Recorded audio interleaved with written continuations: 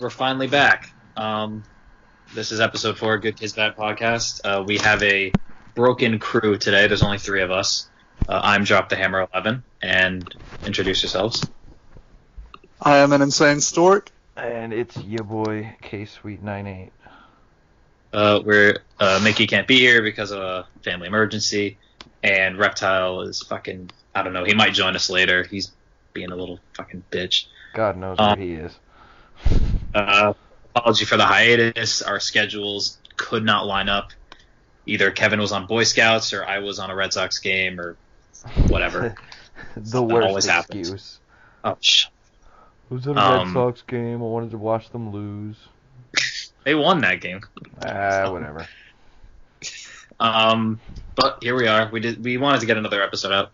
Keep the cloud up. Keep the cloud. So we're not going to do like album recs or anything because we want everyone here to do that. So we're just going to do a little episode here, a filler episode, if you would. So let's start out.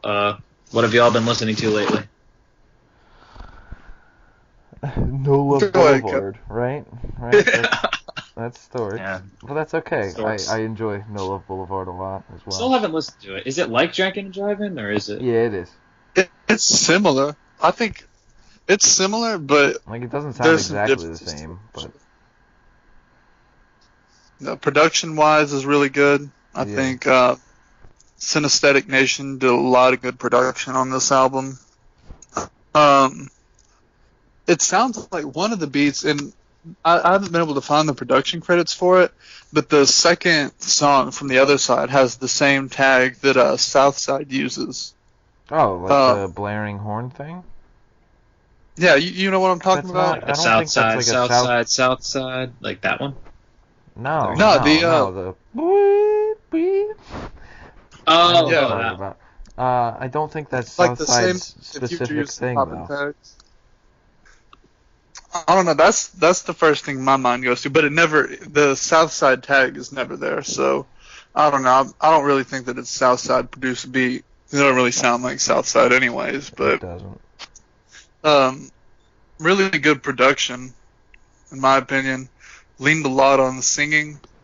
What a great album! I love it. That's the last solo row that we get, which I'm not convinced that it is because he's got a lot of shit in the vault. And the last 2 songs on the album led me to believe that he was not. Yeah, the last song is literally him saying that he literally said he's gonna retire, come back, and then retire again for the fuck of it. So yeah, so we'll see how it goes. Of course, I'm happy with it though. It was a very good album. I'm definitely happy with it. Also, just a little tidbit. Stork, you said it was number 2 on iTunes, right? At one point? Whenever the night it released, he posted a picture, wrote it on his Instagram, where under the hip hop and rap, or the hip hop and R&B categories, the night it released, it was right under Grateful, and right above. Wow. That's crazy. It is. He's got that loyal fan base that'll buy records. True. So, True. Like, oh yeah, I mean, he's also, you got to think he's like Jay-Z. He's got a lot of older fans, that have been listening to his music for a long time that aren't into the streaming. They're gonna buy the album. Other albums. And then I think. Never mind. Go ahead. I was just gonna say, I think like a couple days after it released, I was looking on Google Play and it was like in the top 40 for their new album. So it's doing well. I haven't seen where it's charted yet, but it's doing well as far as I can tell. That's good for Ro. I'm glad. It was solid. It was I enjoyed it. It'll get a couple spins from me. 1 or 2. No, not 1 or 2. More than that. I've already given it 2. Already. Yeah. So Kevin, why don't you tell everyone what you just listened to for the first time? I just listened to 444 for the first time, and that was pretty awesome. And Jay-Z's the greatest rapper of all time, so I expect a certain level of project from him, or of quality project from him, and this exceeded expectations. Man is So, 47 years old and putting out albums like that. yeah, well, It's I mean, crazy. I would hope a 47-year-old puts out an album like this and not something like Magna Carta Holy Grail, because this is some grown man rap. This is like, You could tell Magna Carta was him like trying to capitalize on like the sound of the day, and just sounded weird because it's Jay-Z. it's not even like that was something that he didn't do before though. I think he just didn't put his whole, umph and like effort into that. And not to mention, I mean, nowadays like the hip hop industry moves like super fast. Right. Before that Blueprint 3, it was like 4 years, so that's a long time in like the modern industry. Yeah, but like I don't know, if you make like a good enough album, you're gonna be able to last those 4 years. True, that is true. And here we are. He's projected to sell like 275,000, and that's just with one streaming service and physicals. Shout out Jay-Z. Shout out Jay. Yeah, he needs our shout out. He does, dude. We're I think 10 that's times bigger than it. this album really kind of, I don't want to say it puts to rest, but it makes it very hard to argue against Jay-Z as pretty much the greatest to do it, in my opinion. I mean, God, what hasn't Jay-Z done that you can say this is what you need to do to be the best rapper of all time? It's all the check marks. And there are other rappers that have done what Jay-Z has done to an extent, but I just feel like Jay-Z's done it all, This is kind of like the cherry on top, in my opinion. Before I talk about what I liked about it, I just want to say I had a newfound appreciation for hip-hop heads and Reddit and stuff when this album came out, because the Facebook comments and shit about 444 were actually, like, disgusting. Like, people were trying to argue that Jay-Z wasn't even top 50. What? And That's just ignorance. No, it was like super ignorant. It's like they were like, he's not even lyrical. What the fuck? Not even lyrical. Not even lyrical. The people who haven't listened to Jay-Z. It just says fucking. I don't know. Reasonable Doubt is incredibly lyrical. That's what I'm saying, dude. This album was lyrical. Dude, literally, every single one of his albums. Like the least lyrical one was probably the two he put out before this, and even though they weren't like Yachty projects, like they held their own. But I enjoyed the album. I'm still kind of new on Hove. I'm still going through albums and shit. So I didn't really know what to expect. But I definitely enjoyed it. I definitely got a more personal side of Jay-Z that I didn't expect to see. Because you listen to Reasonable Doubt, and he's this boss mafia kind of dude. He's bragging all of his lyrics, but now he's opening up about crazy shit. And the production by No ID was really low key. And it was kind of messy, but not in a bad way. Like, it didn't feel unorganized, but it was kind of, I don't really know how to describe it. It was messy. Sample work was incredible. Exactly. Especially on songs like Family Feud, it was really done well. Yes, it was. Family Feud and the one with Marley on it. Those are my two favorite beats and probably my two favorite songs. I would have really. Go ahead. He like on some songs he just absolutely pours it out there. I think is it Kill Jay-Z? Is that the name of the song? Yeah, that song was crazy to listen to. Like, I remember I was like reading along on Genius while listening to it, and I was like, wow, like holy shit. But like, this isn't the first time Jay-Z has ever really opened up, though. I'll say that. Because, like, he has shown glimpses of doing something like this, but, like, not over the course of an entire album. That's and the only thing. Like I said, I still haven't listened to a lot of albums, but I would assume, like, that, opening up like this late in his career with a family and, all this shit. I feel different. It's a different opening. It's different, yeah. Yeah, it's the content, really, that's different. I don't know. I thought it was really well executed. I thought he did a good job. Too. I do too.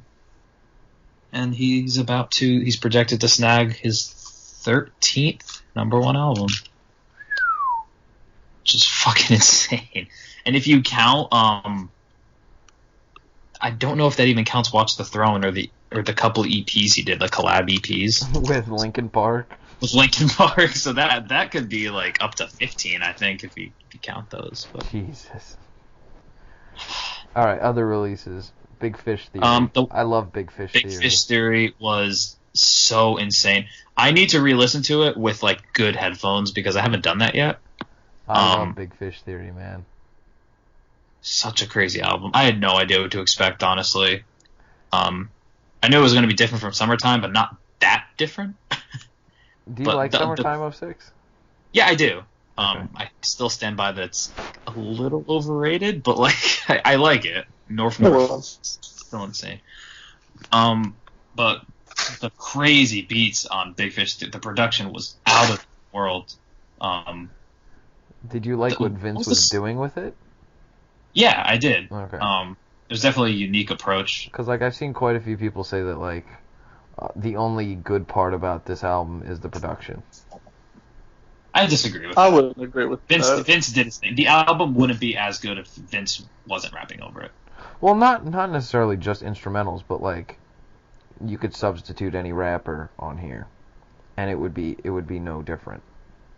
Is what? Nah, I don't know about. Oh, I don't think so. I don't think so either. Vince meshes pretty well with. Vince meshes extremely well. Vince meshes well with that. And like people saying that this sort of came out of nowhere doesn't make any sense to me, since like literally the past year he's been featured on probably at least like 6 songs that have been produced and or made by electronic producers. So like he's been all over that stuff for a while. There's a lot, like the Yeah Right is so good. I love Yeah Right. I love that Flume song. production, a Kendrick feature, it's just really great. I love that song. So, I will. Do you guys think that Vince is going to keep going in that direction, or do you think he's going to go more traditional hip hop? I don't think he'll ever go back to traditional. But I don't think he'll go farther down this route.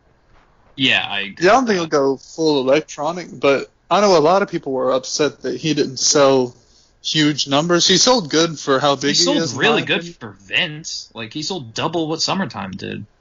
Yeah, he sold more than what he... way more popular since then. I mean, that goes hand in hand with sales. He was still unknown at Summertime.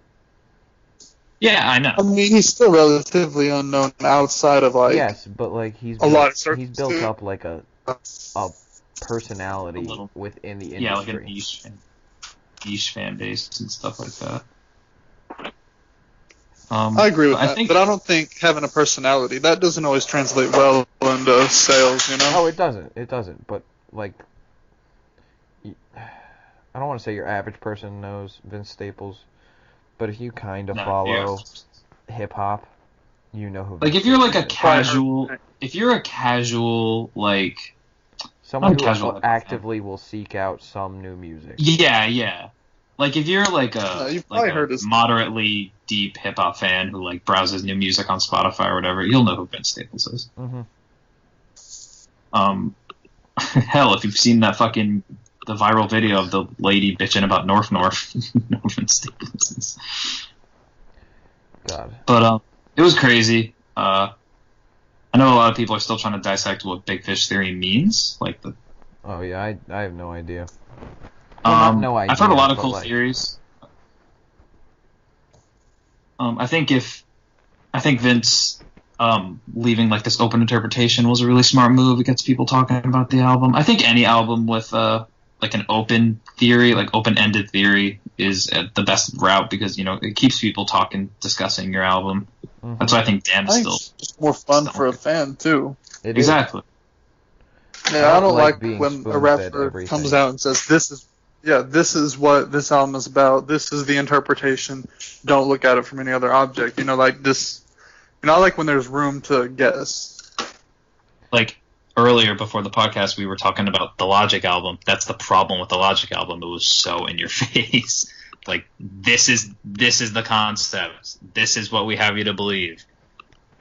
That's not fun. Like, you're just listening to what you already know. But, you know, with an album like Big Fish Theory, you're thinking more. You're looking into the music more, which is the beauty of it all. And that's kind of what Schoolboy tried to do with Blank Face. Blank Face. Mm-hmm. And Kendrick with Damn, too. I mean, I remember, you know, the first, the thread on Damn, people were, like, discussing the concept like crazy, like with Duckworth and all that last song.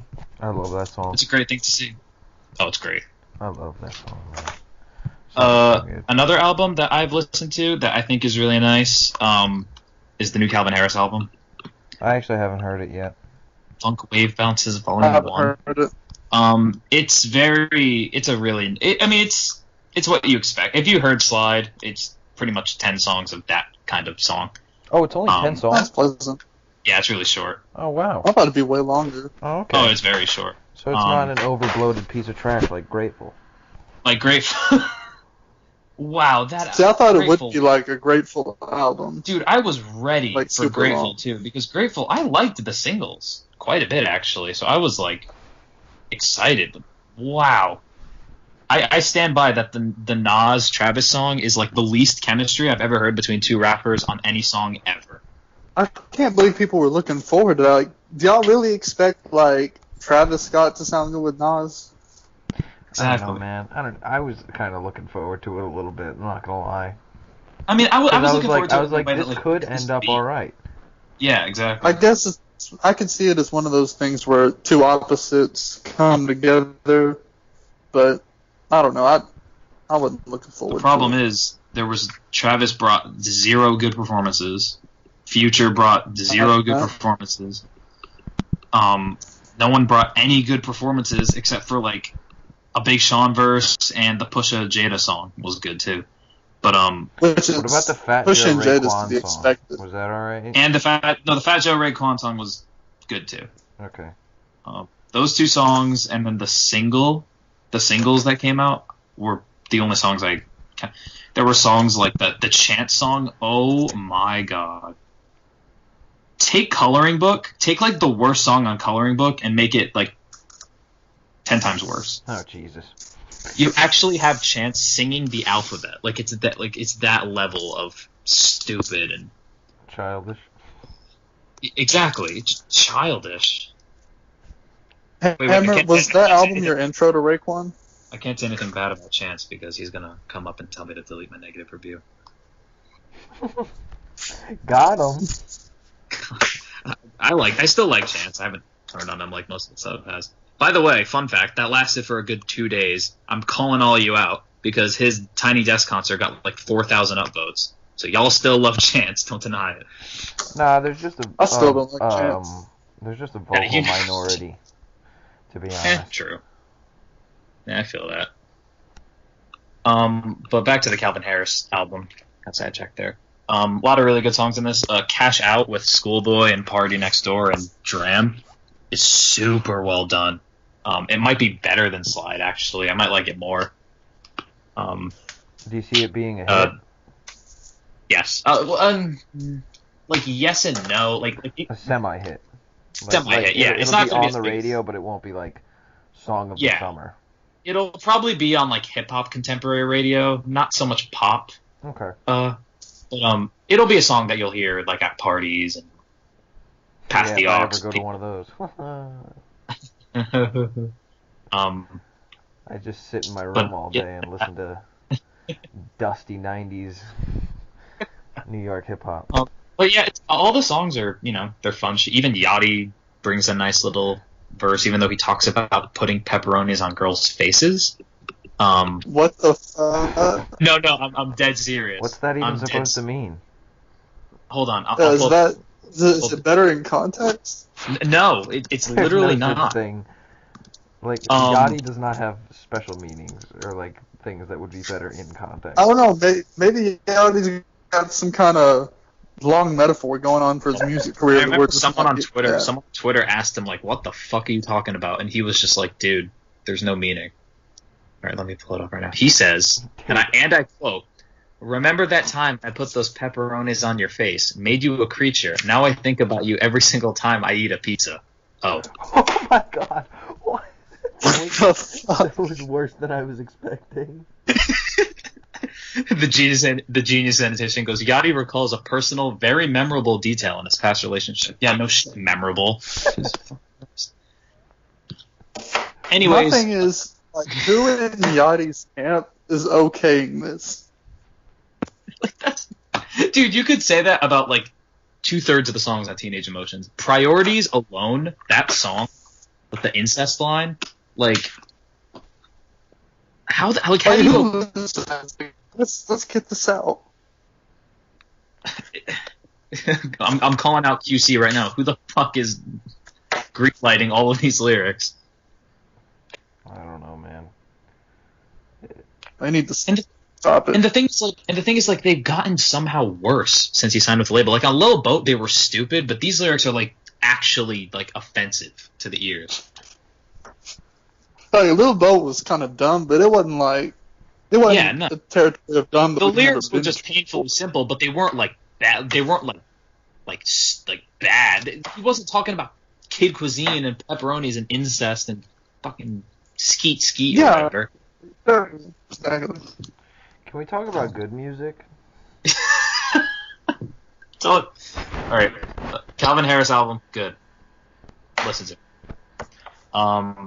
And I just got to touch on this, by the way. I know it didn't just recently release, but I did just listen to it. Fucking Playboy Cardi's album. Jesus Christ. The worst album I've listened to this year. I just want to let that be known. This album, okay, and I haven't listened to Teenage Emotions, by the way. I'm just going off of what I've heard about the incest lines and shit. But, Jesus fucking Christ. That is probably the laziest fucking hip-hop album I've heard in years. And I hear a lot of people say that it's carried by the beats, and I agree, but it's not that the beats are good. It's average fucking beats carried by a shitty rapper. Like, the beats seem good because Playboy Cardi is so fucking bad. That's what it is. It's not that the beats are great. Playboy Cardi is just so fucking bad, the shit seems great in comparison. Like, here's the thing. Here's the thing. It's bad. When you have songs where, like, Lil Uzi Vert washes you, like, actually washes you, that's bad. And I'm saying that as an Uzi fan. Like, that can't happen. Like, that really can't happen. Like, Lil Uzi out-rap the shit out of him. Out-rap the fuck out of him. Like, and Lil Uzi's not even, like, a good rapper. Like, my favorite song on good. The album. But my favorite song in the album by far is "Woke Up Like This" because of the Uzi verse and the little melodies he does with it, and the beat is good too. I like the melodies that he does with it. Jesus Christ, hammer. But yeah, no, that album sucks. Ass. Fucking awful album. Yeah. I only listened to it because I underestimated how much Vince Staples would sell. I'm upset. I'll never underestimate Vince again. By the way, to everyone listening, please be sure to tune in, in the next couple episodes, because once Mickey gets back, he's going to talk about his time listening to Teenage Emotions, and that's going to be a fucking... You don't want to miss that. You don't want to miss that. So we're going to move on here. XSL freshman list has come out, and the freestyles have come out. People have been discussing them. The ciphers are coming up soon. At the time of this recording. It's going to be next week, I believe. Yeah, this upcoming week. So we're just going to discuss each freshman, what we think about them. So I'm... Can we go over SNUBS too?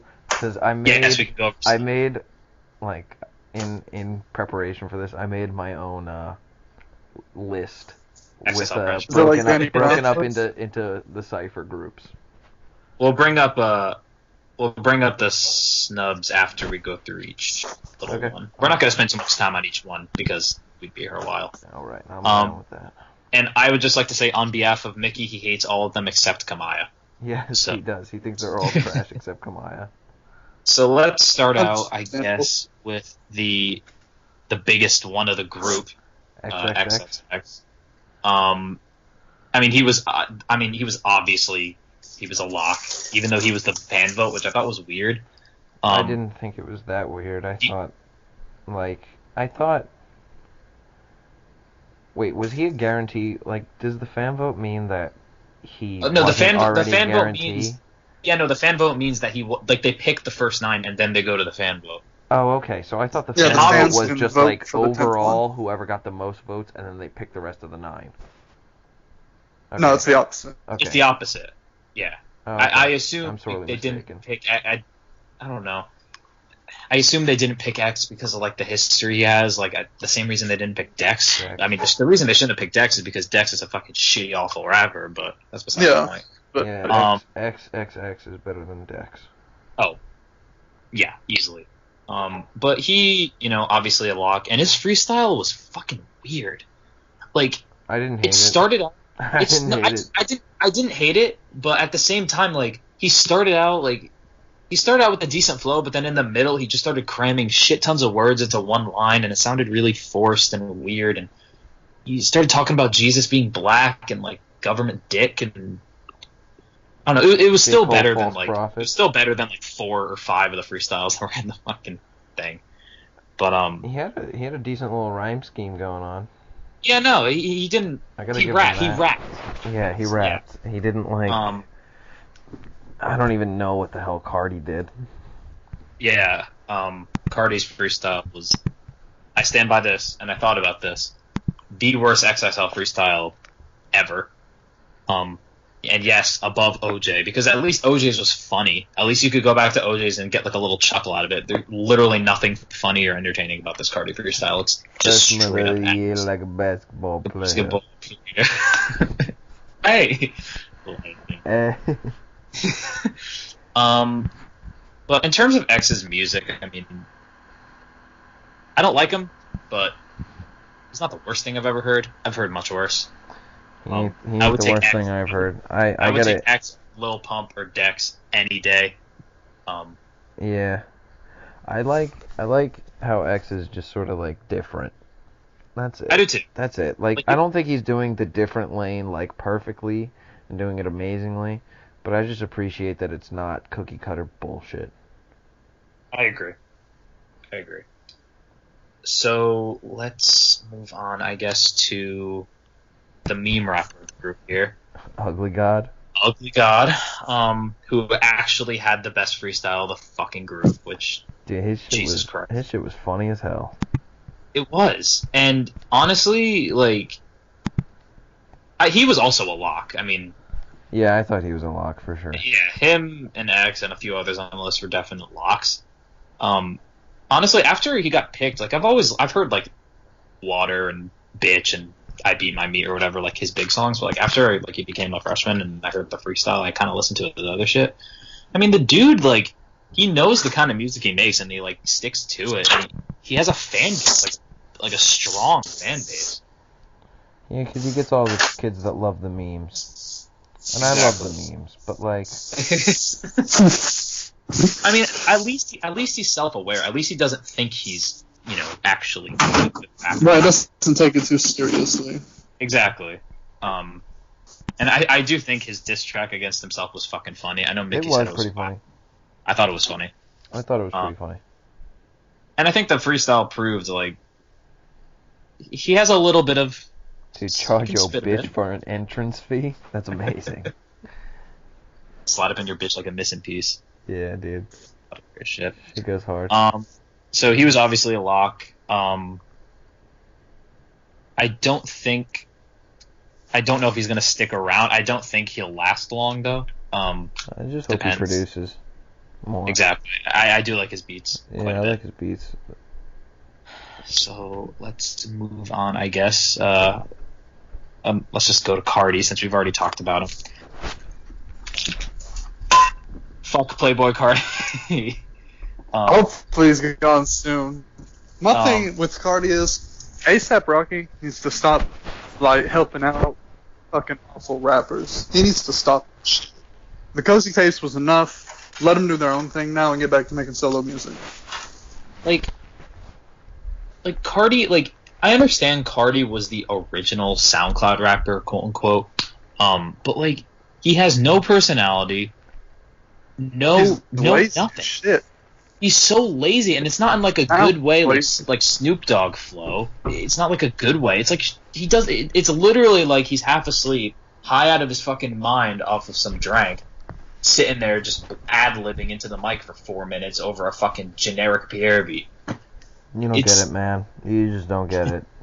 Oh, do I not? You don't fuck with the vision. You don't fuck with the vibe.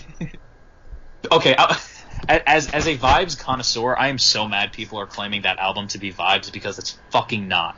If you're saying that album's vibes, I'm mad at you, and you need to shut the fuck up because it is not vibes. It doesn't even come close to vibes. Vibes is fucking... Vibes is not that. That is not vibes. A vibes you want to claim bangers? connoisseur. You can claim bangers, whatever. Fine. But it's not vibes. Sorry, I had to get that out.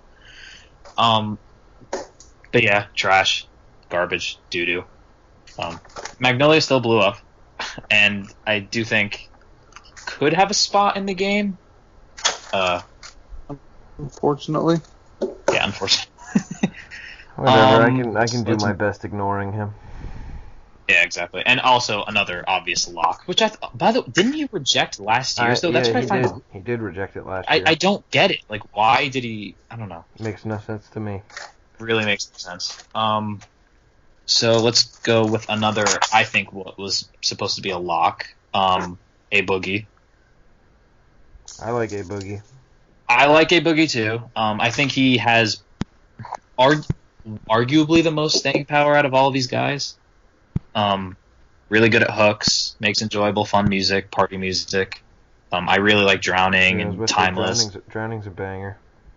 My shit. His freestyle was mediocre. It was mediocre for sure. Mediocre. I mean, I admire what he tried to do, but it was just didn't really work. But the dude has like a melodic sense. I think you know what it kind of reminds me of. It kind of reminds me of like a better version or like a more diverse version of like what Fetty was trying to be like a couple years ago. Yeah, I can see that. Like with like the hooks and like the melodic stuff. Like, yeah. I do think he's one of the stronger ones there, even though his freestyle was whatever. He has a sound, he has a lane, he's sticking to it. I think he has a lot of potential. Stork, anything to say about A.Boogie? I've heard some radio hits and shit from him. Well, I don't want to say hits. Like, I think he's only had one song that can be called a hit. Yeah, I guess that My Shit song. Yeah, My Shit and Drowning. I mean, he's definitely on the upper list, I'd say. He's not nearly as bad as the other shits. I don't know. He's probably one of the ones that I know the least about, to be honest. Yeah. Let's see. Alright, so let's go to, I think, the fifth lock, and I think the only other lock left, Made in Tokyo. Okay, first of all, what the fuck was that freestyle? Yeah, they want none of that. Yeah, mumble rap. Like, dude, like, the thing about Tokyo is, like, he's not lyrical at all. Pretty generic trap lyrics. He has a nice, like, he has a nice flow. He does well over, some good beats, and, I think he makes enjoyable music or whatever. And the freestyle started out okay, but he literally ran out of things to say at 20 seconds and just repeated the same lines for another 20 seconds, which is pretty bad when you literally only have 20 seconds of bars in your head. He just has not left a single impression on me. Like, I've listened to him, but I just, like, get nothing out of his music. I think he has a really He's going to be here today, gone tomorrow type dude. I don't necessarily think that. I think he's so... He does have, like, big cosigns. Like, he had the Big Sean remix of the Skateboard P song and all that. Uber Everywhere was huge. And he was on Cozy Tapes, and he actually killed it on Cozy Tapes, I thought. Yeah, exactly. I mean, he may be in, like, the rap game for a while, but as far as his actual peak of fame and everything, he's not going to be, like, big. Like, I think he's already hit his peak. As far as Skateboard P and Uber Everywhere and shit, I think that's as big as he's... I think there's two rappers on this list I'm looking at right now that have not hit their peak yet, and I haven't talked about one of them yet. A Boogie is one of them. I do think A Boogie has the potential to drop like a big hit, like maybe be featured on like he definitely has that kind of voice and shit to where he could be featured on like a major Laser song or whatever and get huge. A major Laser song. Oh, being realistic, man. I know you are. So next we'll talk about another lock and my personal favorite on the list, Amine. Stork hates him for no reason, but yeah, we call it no reason. That's fine. I love this guy. I think he has a really unique sound that is both interesting and also very commercially friendly. He has a really nice flow. He kind of does some sing-song rhythms. He does some straight-up rapping. He's gotten some, he got a feature from Kalani. I know he's dropping an album. I think he has a potential to have shitty cover. And I'm not meaning that like a pun kind of way. That was a pun it's a fucking awful cover.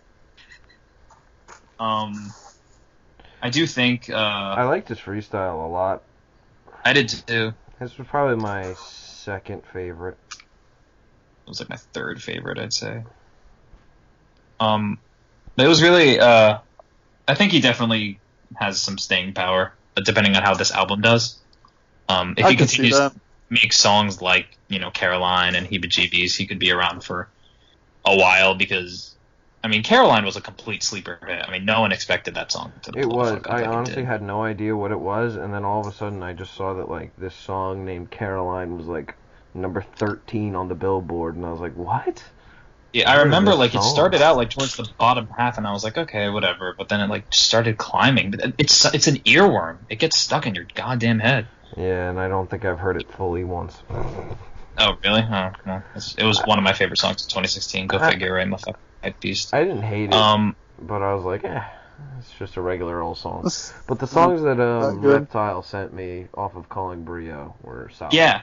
I like those. Yeah, Calling Brio is his best. On that album, he definitely... Like, Caroline was kind of the first song he did that was like that.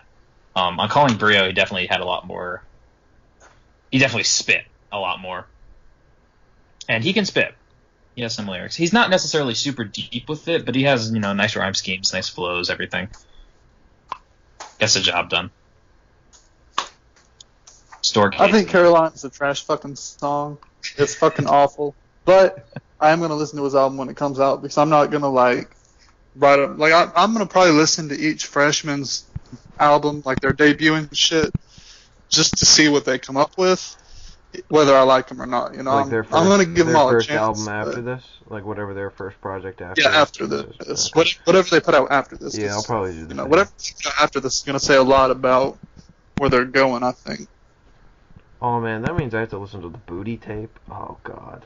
Well, I'm not listening to the Cardi's tape. Let me change that. Booty tape. So, let's go on to another... rapper. This rapper had the biggest single out of everyone. Kyle. Top 5 single with I Spy.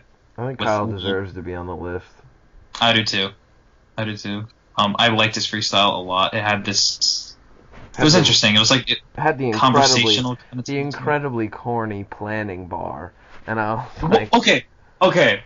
What is corny about that? Oh, what is corny just like... It just screams like dad joke... / like... I think the whole gas prices aren't as high, sad movies are not as sad, that was cornier. I don't mind that. No, I don't think that's that bad. I just, that just sounds like it's straight out of a textbook, and I'm like... Ugh. Or like some inspiring speech in some corny kids movie. That's what it just sounds like to me, and I'm like, oh, God. Oh, don't tell me about planning, please. I think he has also some good staying power. I think he does, actually, though. If he keeps making songs like I Spy, which everyone else on this podcast, including the two that are here, think it's whack, I'm the only one that likes it. Fucking trash. The dude's charismatic as hell, so, like... Oh, absolutely. I wouldn't say he's charismatic, would you? Nah, he is.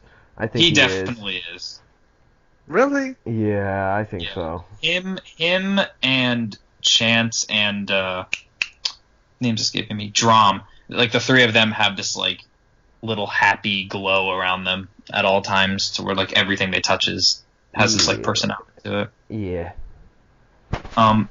He's just likable. Honestly, he has a little fun, likable personality to a lot of people. I think he'll be pretty big. Maybe Chance big. Hot take. Depending if he makes like. You think he tops chart wise? Do you think he's gonna top I Spy? I don't. That's a really high bar. No. I don't think so. Unless he does a pop feature. Yeah. I don't think. Yeah, he will. at the same time though, like chart position doesn't automatically equal bigger. I mean, I Spy outcharted. No, it does. Broccoli. No way. I Spy was bigger than Broccoli. Broccoli was fucking massive song. It was literally everywhere for a summer. I'm not a good gauge on what songs are the most popular. I'll be the gauge for you. Yeah, no, you definitely are. The most popular song for me last year was "Ain't It Funny" by Danny Brown, and that is not a popular song. If I heard that at a party, I might have an existential crisis. That'd be a shitty song to play at a fucking party. Dude, no, I'd go bananas. Like it's just Kevin. Who would actually want to freaked out? I think it's a good song, but. All right, let's continue. All right, let's move on to PNB Rock, who was like, generic as shit. Okay, I don't like this guy at all. I know he's like melodic and shit, so he seems up my alley, but no, not at all. Like he brings nothing interesting. Like he's like a street version of Tiller that sucks. I tried PNB Rock a chance and listened to one of his mixtapes on Dat Piff, and it was a couple months ago, probably like one that he released this year. Yeah, I probably will. Well, I'll listen to it in January, so I don't know when Going Through the Motions released. Never mind. Anyways, I could pull it up. I could tell you about the album cover, about the album art and shit, but anyways, it was generic as shit, man. Fucking, it's just basic shit. What's the need for another fucking artist like PNB Rock? I know it sounds really fucking old-headed, I guess, but he's not doing anything new, in my opinion. It's just, you're just rehashing old shit that's been done better than you 100 times. Mm-hmm. And his freestyle was alright, too. I didn't mind it. Just decent, though. It was decent. It was decent because it was long. It was long, yeah. Like, I don't think there was a single section that, like, blew me away, but... Yeah, but it was consistently, like, alright. Consistently, like, okay, this dude has, like, a direction that he's going in. He's not just, like, spitting the first 5 bars that come to his head. Yeah, I'm not a fan. And, like, he's on that song that's huge right now with Lucci, Every Day We Lit. I don't like that song that much. I don't really know why it's popular. Like, it's the most generic turn-up song I've heard. But, yeah, it's, like, huge. I don't get it. His voice isn't special. His, what he raps about isn't special. He got a 15-year-old girl pregnant. Like, there's nothing about him that's good. And they tried to cover it up, too. To cover all that shit up and right from it. And I don't know, PNB. The jury's still out on you. The jury's still out on you. So let's go on to Mickey's favorite and one of the better rappers of this whole group, Kamaya, Oakland. Yeah, go Kamaya. Represent. I'd just like to rant first to all you fucking idiots that disliked her freestyle. Go fuck yourself with a spike club. Because... Whose auntie is this? Oh my god, stop. These people have never heard anything from her except for maybe her hook on the YG song, which is easily like the worst thing she's done. Why you always hating? Why you wait? But she's dope. Like, she has like a swagger to it. She has a swagger. She has a nice flow. She's dope. And her freestyle was solid. I probably put in the top 5. I'm expecting a lot from her Cypher verse. I feel like she'd go off in that. Have you listened to A Good Night in the Ghetto? Is that a project? Yes. I haven't heard the whole project. No, I've only heard song or two. It's solid. It's solid. I'll give it a listen definitely because got I bangers. It's got bangers.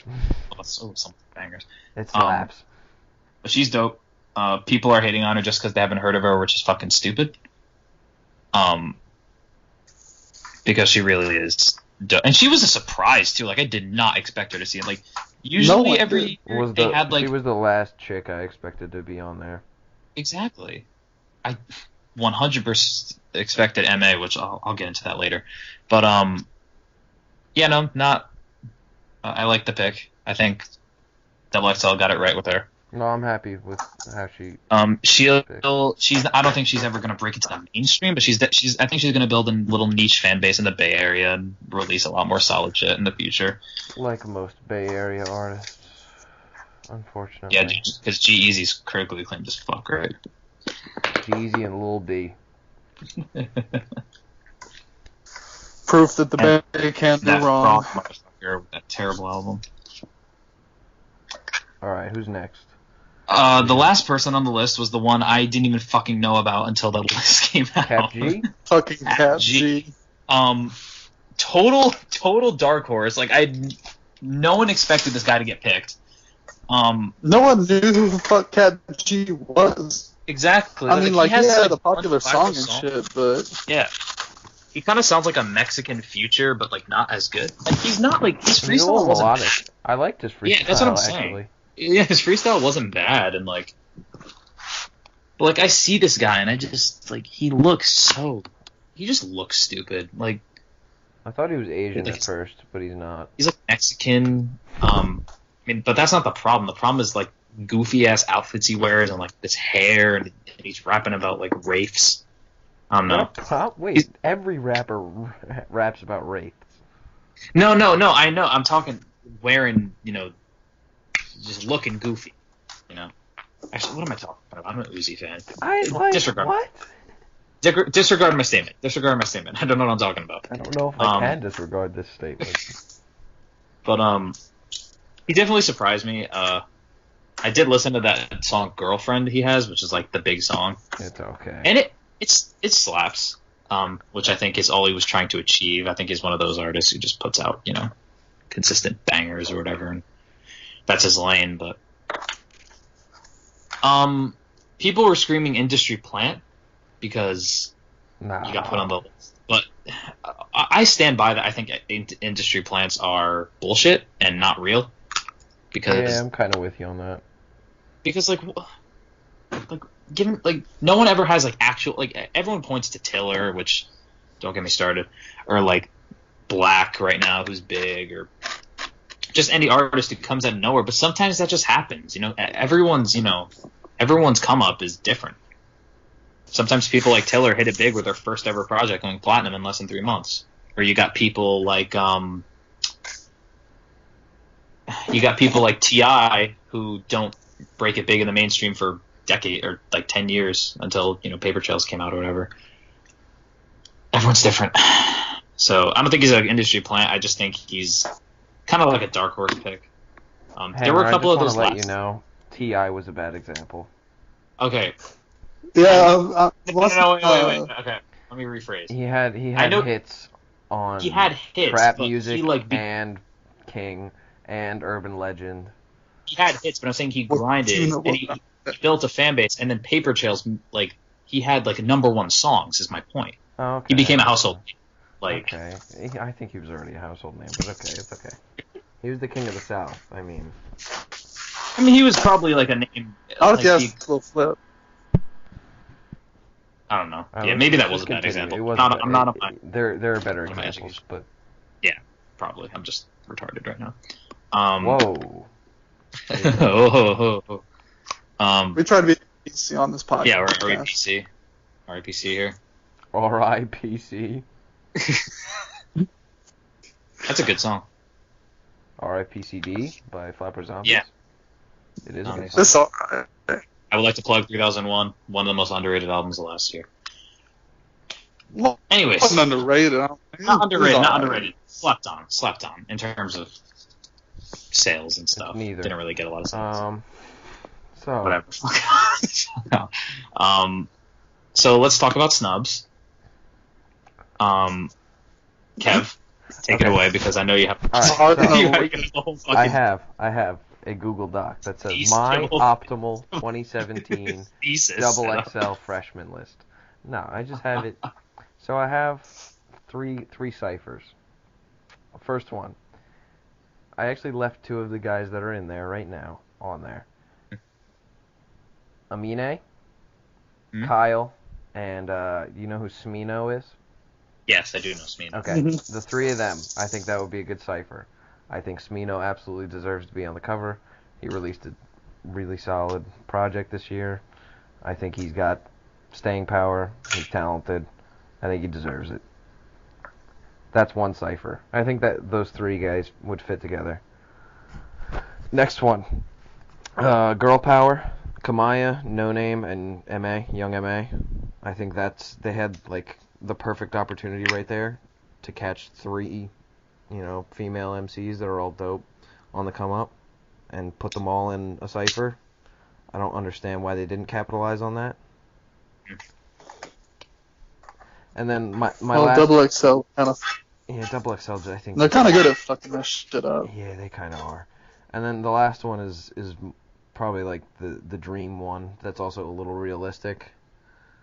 T Grizzly, Maxo, NBA Youngboy, and Mozzie. Because I think there was a major snub on a lot of those West Coast guys coming up. I think he needed one of them on there because there are too many good ones out there. I remember I watched NBA Youngboy's pitch because he had a pitch on YouTube and it got like a bunch of dislikes just because people don't know their name. Yeah, no, all like the X fanboys, the Triple X fanboys, they went on. Dude, the same thing happened with Gunn and Conway. Their freestyles. That was straight up disrespectful. That was like straight up disrespectful. They were like, "Why is his mouth on the side of his face?" I was like, "Dude, he got shot." Shot in the back.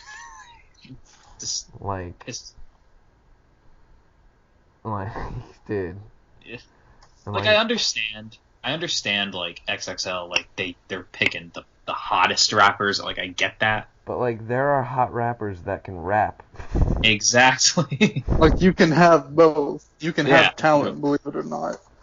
Like which is why I think Cap G is such a good pick. Grizzly. T Grizzly is the definition of a freshman in my opinion. That's what I'm saying. He's on the come up. His first song that he ever made is a on the top. Hit. Is a hit. And it's straight bars. And it is on the radio. It's good as shit. Yes. Yeah, it's on the radio. It appeals to a lot of crowds too. You can play it at parties. You can... Well, I don't know if it's like huge parties. I mean, you can play it casual hip-hop fans, hardcore hip-hop fans. It's got a very wide appeal to it. That's not his only song that could appeal to a wide range of people. Yeah, I mean... I can't imagine playing through My Moment and like people asking me to like turn it off. I can't imagine anyone doing that because it's just very agreeable. Dude's got a great singing voice. It's got great bars. Good album. Good beats. I don't understand why T Grizzly. That's the thing. Like they're picking Cap G, but they're not picking fucking T. Like no disrespect to Cap G, he's not awful, but like T literally fits the mold. Fresh mixtape, fresh song. Make music like very, very, very recently. Not even a year, maybe ago. T's been rapping for maybe 6 months. Literally. It's like crazy. Probably a little longer than that, but like he has not been just whenever he got into for prison. long. And he is he's a beast. Yeah. He absolutely deserved to be on there, in my opinion. Also, I think it was. First of all, if I could just ask you guys probably won't have an answer, but I'm just curious. Why was Drom not even on the ballot? Like, is he too big? Like, do they count him as like too big? I think there's the whole like you can't release a studio album through a major label or something like that. I don't think that's true though, because like Chief Keef was on the 2013 list, and Finally Rich came out 2012. So like, there's discrepancies. Is my point. I don't know. I mean, Braun regardless, he is big. He would have been a good addition. I do too. I do think the biggest, aside from T, I do think the biggest snub was Young M.A. because like she was hot. Yeah. Coming into the. She is not hot though. Ooh. But what? No, she is not hot. But Ooh was killing it. Top 20. Massive. Again, appealed to everyone. It ruled the streets, even though I'm not in the streets, but you know what I mean. Don't lie to the fans. College parties and shit like that. It was huge. And she released a dope EP, and she has a really dope flow. She has this swagger to her, this confidence. She has some really great quotable bars. She's got a pretty solid fan base in Brooklyn. I think that she has a lot more in store, and I was amazed to see her not get picked. Honestly, I thought she was an absolute like when I thought of the 2017 XSL freshman list, like she was the name I thought of first, and she's not here. I guess they went for Kamai over her, which okay, fine. Kamai is respectable, but they should have picked both, in my opinion. I mean, they could have picked both. They could have taken someone out for MA. Also kind of surprised they didn't pick No Name, because No Name was, growing in the underground and stuff. No Name had, like, the critical acclaim that I don't think anybody has on here. She's not really popular, like, outside of the internet. As far as I know, I've never seen anybody in real life mention. I've only like the only people I've talked to No Name about are people that I know are on the internet and like looking at stuff. I've had a couple people I've talked to in real life talk about No Name, but they're also like Chance stans, so they're like big. So like that makes sense. Like Saba and Joey and all them. Joey Perp, you mean, right? Joey Perp, yeah. Yeah, okay. I think Lucci was a snub. I didn't like enough Lucci to like say from a quality side. Lucci had a few big songs. Lucci had a few big songs. He has Every Day We Lit right now. He had that song with Migos. Oh, Streets. I got the Key to the Streets. Key to the Streets. I like that song, dude. That song where that Take Off and Trouble go back and forth. That's hype. Yeah, he had Wish Me Well Too, which is what all that. That's what he kind of followed up Key to the Streets on. That's what he followed up the hype. It's a good mixtape. I mean, quality-wise, he wouldn't have been the greatest that they could have picked, but I think he hits the check marks. I mean, he's blowing up right now. He had 2 hits. One of them still, well, I don't know how good Every Day We Lit is doing right now, but it was still pretty relevant, leading up to it. And got a pretty good mixtape out.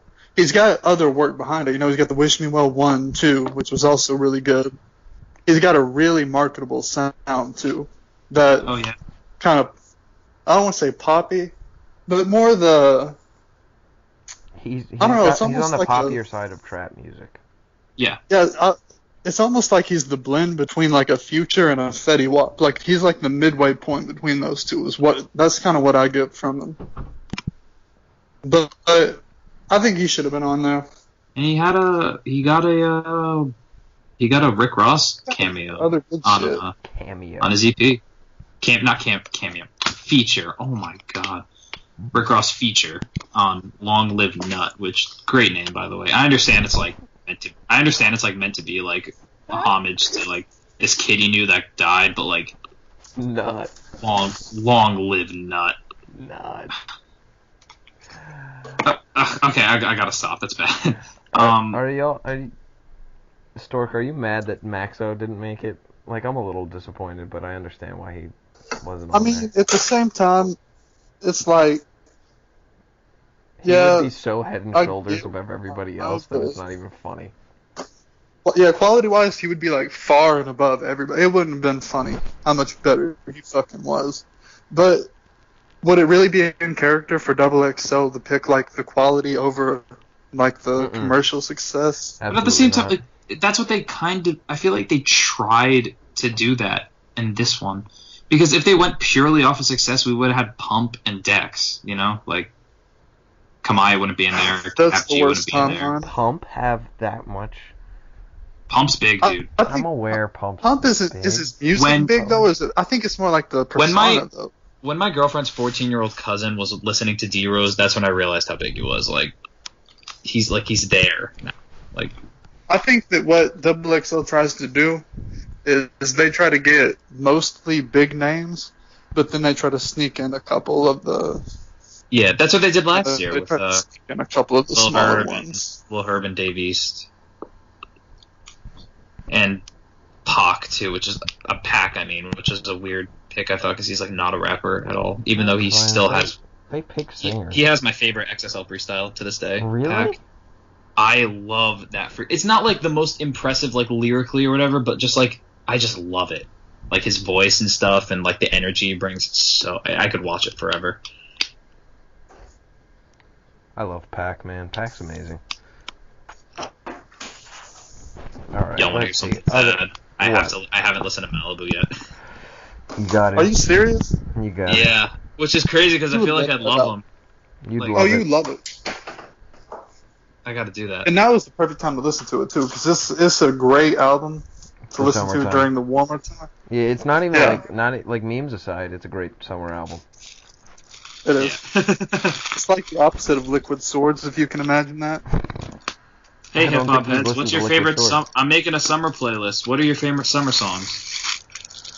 Hey, man, I love Slide. What are some other songs that people always fucking put for that? EXO Tour Life, I guess.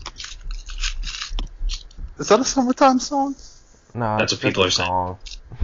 It's just a song that's big in the summer, but people claim a summertime song, which is not true. By the way, that shit went 2 times platinum. Incredible. Crazy. I still think he fucked up by naming it something so weird. If you just named why it, is it not named All My Friends Are Dead? Literally. Or All My Friends or something. Or Push Me to the Edge. It could be named literally anything else. Literally, you could pull out any lines from that song. Literally any lines. And it would be a better... Yeah, exactly. That would be better than fucking EXO Tour La Life 3. Bullshit. Still, top 10. Respect. Did y'all hear he scrapped Love Is Rage 2 completely and he's redoing it? Working with Pharrell, right? Pharrell. Which is worth the wait. No, I'm really excited now. Pharrell's the man. Always brings the heat, whether he's rapping. His verse on Mr. Me what's Too? the Future song? No, the Future song. I don't know. Pharrell's had a couple. Move That He's Dope. had a couple ones that I don't like. Who, Pharrell? Hot Sauce to Go with Jadakiss. Oh yeah. Oh god. That was really bad. That was an awful song. I haven't heard that song. The whole room with that big ol' ass or whatever. Oh my god. In the middle of such a grimy, angry rap album. Dude. This doesn't work. Speaking of, on the discussion thread today, someone asked the worst lyric you've heard this year. What are the single worst lyric you guys have heard this year? That I've heard. Yeah. So I can't say a Yachty one. Yeah, no, Yachty's disqualified because that's not fair. And also I haven't heard it. Exactly. It's hard. You just popped this question on me, I know. Okay, I'm gonna throw this out there, and then I want to throw out what I think Mickey would say. Okay. If we're not doing the Yachty one. All right. I'm gonna go ahead. Even though I love Killer Kyleon's album, he has a line in there that's really fucking bad. In the context around it, you have to understand the line. The whole song is about the civil injustices towards black people. And he literally says, this shit's worse than the Holocaust. I don't know if I agree with that. I don't know if this is worse than 6 million Jews getting slaughtered. I'm not touching that, but that one just kind of seemed... So I got 2 in my contention. One is off of Kodak's new album, Painting Pictures. Oh, is it the macaroni and cheese one? No, even though that's a close contest. Like, that one's, like, funny. That one, the way he delivers that line is funny. Well, there's a couple lines. There's the one, like, I love you like you're my kid. Like, oh my god. There's the one that's like, I love you like you're my kid, and also I want you to have my kid. Like, that was bad. Oh, that one, a boogie on the... Is that... Oh, that one. That's the line. I got a booger in my nose, a boogie on the chorus. Are you fucking kidding me, Kodak? Like, that's not even funny. Like, that's not even entertainingly bad. That's hysterical. That's disgusting. Like, you know he was in the studio writing that, like, dude, this is some fucking fire. Booger bars are not good. Oh, that's awful. But it's not the worst I've heard. Well, what's the worst you've heard? This little quadruplet from the lyrical genius known as XXXTentacion, off of his hit single "Look at Me," if I could. I took a white bitch to Starbucks. That little bitch got her throat fucked. I would like to rock out like I'm Misfit. My emo bitch likes her wrists slit. Yeah, that's shit. Friendly reminder that song hit top 40 this year. Hell Just yeah. Not out there. Oh my god. Like, what? Like, how could you actually... I mean, I guess it's X, he's weird as shit, but like... edgy, dude. He's edgy. So edgy. Never underestimate the power of the edge. Did y'all see the montage they did of, like, all the ciphers before they're coming out? Did you see what X was doing? I did not. I didn't look at it because I don't want anything spoiled, but I heard he's doing some weirdo stuff. Oh my god, it's hilarious. Someone described it in the comments. I don't know who said it. Whoever you are, shout you out on Reddit. But, he said, like, X is looking like he's looking up from his desk after you threw an eraser at him.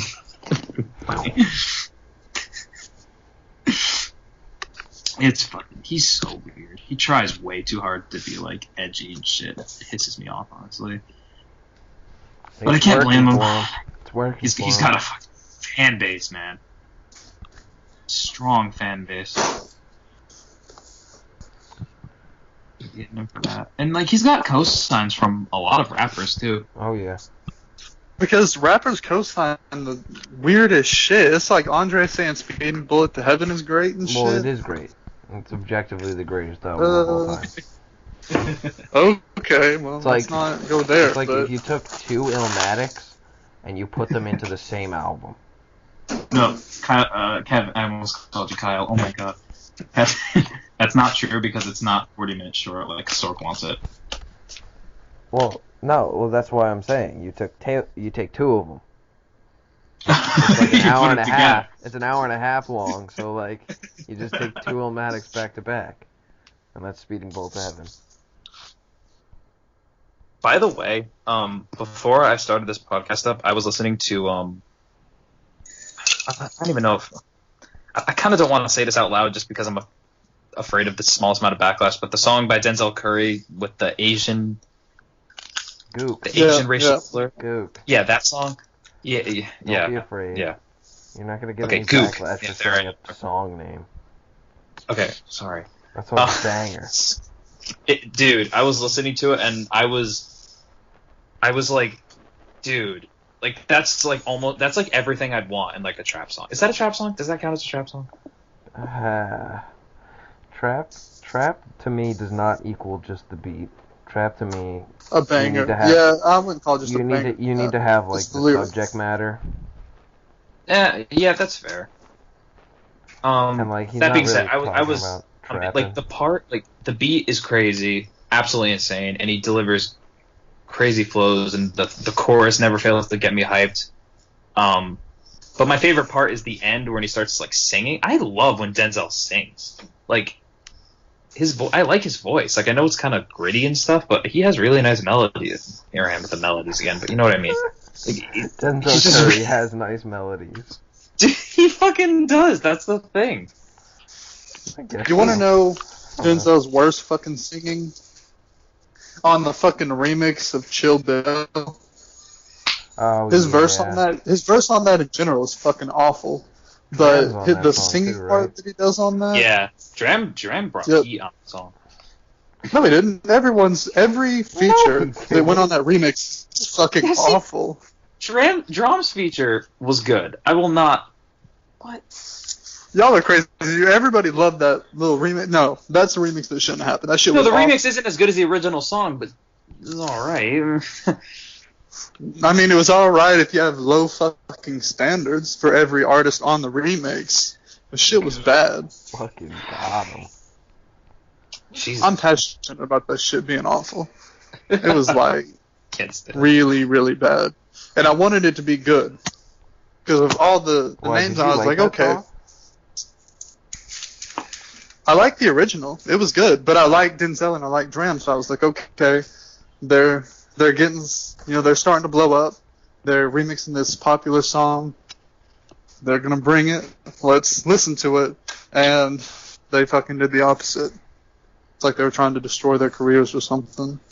It's like the equivalent of like when I was listening. I was like, when I was listening to More Life and the song with Kanye came on, I was like, Drake and Kanye, like my two favorite rappers ever. Like, holy shit, this is gonna be amazing. And it was like the most mediocre song I've ever heard. I was so disappointed.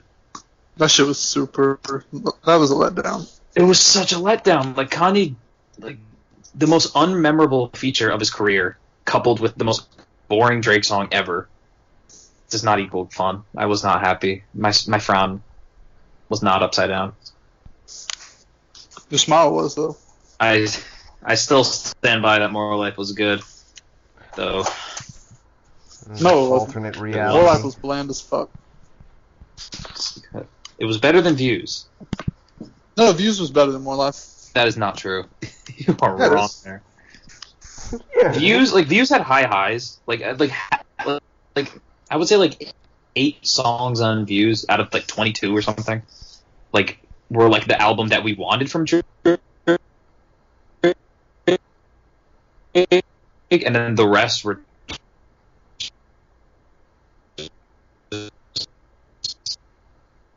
like garbage. That's the entirety of More Life. Wasn't that good? I mean, I can go back to fucking songs that he's already done just like that are way better. And I don't mean to say that they can't revisit old sounds that he's already done, because any artist can do that. But if you're gonna do it, like, try to at least do it better, or don't just make it good. Like, the shit was boring. I feel like Stork, you and me, we never agree on Drake. I think Thank Me Later is trash, which it still makes me mad. Thank You Later is not a good album. It was the same as Drake. You are. Oh my god, you're spewing shit out of your mouth right now. Like, nothing was the when same. was the last time That's what? When was what? When was the last time you listened to it? Like front to back? Yeah. No idea. It's been a while. It's been a while. I mean, listen to it. I can revisit. I can revisit the singles from it and shit. Like, the shit did not age well. I don't think that listening to like, the I album like you say that, but like, changed my how? mind. Like, there were songs on there would sound great if they came out today. Like, Like, don't let's say see. show. No, Show Me a Good Time would, and I stand by that. Don't say show me a good time. Show Me a Good Time would totally be fine today. No, it wouldn't. Find Your Love would still be a hit. Fancy Over would. would probably still. Fancy would not. Yeah, Fancy didn't age well. I'll give you that. Okay, fine. Miss Me would probably still be a hit. You could even argue like the. I don't know about Miss Me. That beat's a little bit. The beat's so good though. The song is good. The song is good, but that beat wouldn't sound fresh today. Look at that beat didn't really sound fresh, but it was a hit. I mean, the beat doesn't have to sound fresh; it just has to be good. And in order to hold up, I think being good obviously plays into that. On top of, like, it's not just the beat doesn't have to be fresh; it just what he delivered on it. And I think a song like "Miss Me" would be really, because it's definitely one of the songs of a play at a party or something. A lot of songs on Thank Me Later are just that. So Now, I I think one thing that's not fair to say, though, is it's not a good judge to how good it would be to say that, oh, well, if it dropped today, it would be a hit, because anything Drake drops today is going to be a fucking hit. Yeah, Almost. I mean, much. you put out a 10-song album, all 10 of those songs are going to be charting. So, I mean, just because the shit charts doesn't mean it's going to be a good song. Yeah, no, you do bring up a good point there, I guess. I don't know. It's a good album. I'm sorry. It's terrific. It's still my favorite Drake album. Okay. I can even give you that it's a good album, I guess, but it's not terrific. And it's not his best album. Nothing was the same as Drake's best work. How can you say that when Take Care was better? Like, because it wasn't. Take Care is alright. Take Care is a good album. Take Care, the problem, like, Take Care would probably be in, like, my top 5 all-time favorite if it was, like, 8 songs shorter. 8 songs shorter? Dude, it's like 21 songs. Dude, that's long. A lot of songs to take off. Okay, maybe not 8 songs, I exaggerated. Like, I'm looking through the... That's a lot of songs. Not 8 songs. Don't quote me on that. Take off, like, 4 songs. It's perfect, okay, there we go, that's better. Except the fact that there's 8 songs that I would take off. If you took off the 7-minute interlude, Camera's Good Ones Go, which... No, you would not take that off. That's one of the best songs on the album. That was a drag of a song. Even the Kendrick interlude was kind of a drag. Like, and that was only 2 minutes. I mean, you got songs like Crew Love and Take Care and Doing It Wrong and Over My Dead Body, which Take Care, the song. Oh, that hurts my heart, dude. I know it does. I kind of said that just to hurt your heart, but... But Crew Love is awesome. Crew Love's pretty good. I would argue... hot take? I would argue that some songs on Take Care would age even worse than songs on Thank Me Later. Headline sounded dated 6 months after it came out. Make Me Proud Headlines didn't live up very well. I remember when it came out, it was like the song, like that hot song that everyone's playing, and it just fell I hated that song when it came out. I think I hated rap when that came out. I can't remember what the intro song to that album was called. Over My Dead Body. Over My Dead Body. That would still sound good if it came out. That's a underrated Drake song. That's one of his best. Drake always has good intros, though. Oh, definitely. Tuscan Leather. Tuscan Leather is one of his best. That's the thing about Views. The intro Legend isn't a good intro, even though if you're reading this, it's too late. What? Yeah, what did you just? I didn't. What did you just say? I did not like Legend. Dude, Legend was. Oh my god, that's a great intro. I will say this: if you're reading this, is too late. Starts out like that 5-song stretch. The first 5 songs is probably the best 5-song stretch on any Drake album. Nah, bro. No. Know Yourself, No Tellin', Madonna, 6 God, Star 67. Legend, Energy, 10 Bands, Know Yourself, No Tellin'. Yeah, the first 5 songs. Nah, no, those first 3 songs are whatever. I could do without them. Can we at least agree that No Tellin's the best song on the album? Yes. Oh, of course I agree with that. No, it's not. Of course I agree with that. Stork, you're wrong. Who would agree with that? What? No Tellin's the best Drake song. What? That is the best song on the album. No Tellin's the best Drake song, so... No, it's not. That's like... that's a Drake song, but it's I'm pretty sure I'm the Drake expert around these parts. I would consider filler on that album. Would you consider No Tellin' filler? You consider No Tellin' filler? The song's boring. It's a boring. What? No Tellin'. We're thinking about the same song. The whole Ain't No Tellin', envelopes coming in the mail. Yeah. Let her the song is boring as shit. Hoping for let her open. Ain't no telling. So you're telling me that song? You're telling me that song was more of a snooze fest than the most boring Drake song ever, Wednesday Night Interlude, on the same album? Like, Wednesday Night Interlude isn't even like a Drake song. Exactly, it's Party Next Door, which is why it's so boring. Ooh, got him. What I'm saying is that if I'm making a list of filler songs from that album, No Tellin' is one of them. Damn. All I'm saying is if I'm making a list of my favorite Drake songs, No Tellin's number 1. I do think it's the best on if you're reading this. And like pretty much the only song on that list. Favorite Drake songs? One, No Tell. No. That's I think I'll have to wrap my contributions to this podcast up for tonight. I think we do need to wrap it up in general. We've been going a hot minute. Yeah, it's been a minute or two. So, thank y'all for listening. If you're still somehow with us, we will be back next time with the full 5 and guests soon enough. The Furious 5. Furious 5. Grandma's Flash. Great. Furious 5. Stork, go eat your cookies. I'm gonna play some Modern Warfare, and Kevin, go fucking jerk off. I know what you're doing. Oh wow, I was gonna make a jerk off joke, and then you made it. Cool. I fucking got him. All right, thanks for listening.